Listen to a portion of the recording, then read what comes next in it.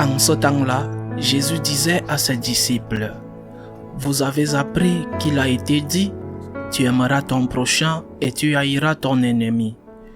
Eh bien, je vous dis, aimez vos ennemis et priez pour qui vous persécute, afin d'être vraiment les fils de votre Père qui est aux cieux. Car il fait lever le soleil sur les méchants et sur les bons. Il fait tomber la pluie sur les justes et sur les injustes. En effet, si vous aimez ceux qui vous aiment, quelle récompense méritez-vous? Les publicains eux-mêmes n'en font-ils pas autant? Et si vous ne saluez que vos frères, que faites-vous d'extraordinaire? Les païens eux-mêmes n'en font-ils pas autant? Vous donc, vous serez parfaits comme votre Père céleste est parfait. Acclamons la parole de Dieu. Cet évangile doit être compris depuis la fin. Vous serez parfaits comme votre Père céleste est parfait. Un commandement très difficile à respecter. Mais pourquoi le Seigneur l'ordonne-t-il? Comment l'homme est-il fait? À image et à ressemblance de Dieu. En d'autres termes, l'homme ne sera vraiment homme, pleinement homme, que lorsqu'il ressemblera à Dieu. Ou encore, l'homme ne sera heureux, authentiquement heureux, que lorsqu'il ressemblera à Dieu. C'est-à-dire que ce que Jésus ordonne, il le fait, il l'exige pour que nous soyons heureux. Ce n'est que lorsque nous ressemblerons le plus possible à Dieu, notre Père, notre Créateur, à l'image et à la ressemblance duquel nous sommes faits, ce n'est que là que nous serons heureux. C'est dans cette perspective que nous devons considérer l'ensemble de la morale chrétienne. Il ne s'agit pas d'un ensemble de règles éthiques difficiles, voire impossibles à respecter. Ces règles qui ont pour but de nous ennuyer.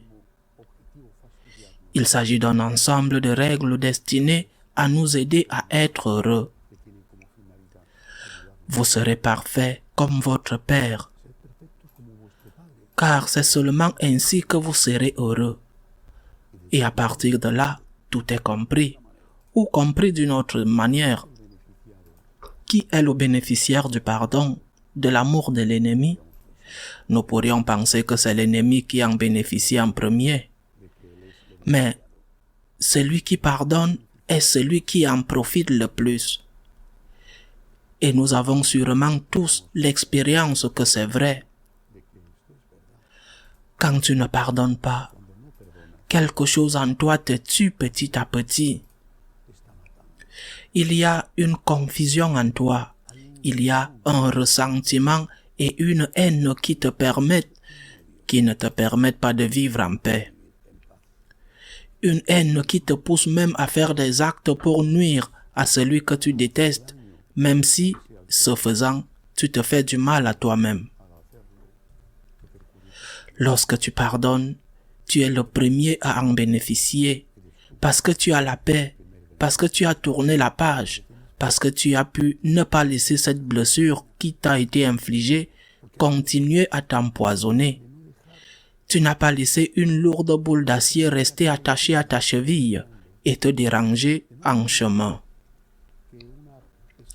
Cela ne signifie pas que tu ne peux pas demander justice, c'est différent. Tu peux demander justice en ayant pardonné à celui qui t'a volé, offensé, tué un membre de ta famille ou un être cher. Mais dans ton cœur, tu lui as pardonné, tu es libre. Et si tu peux lui faire du bien, tu te sentiras encore mieux. C'est pourquoi le Seigneur nous demande une chose aussi difficile que celle-ci.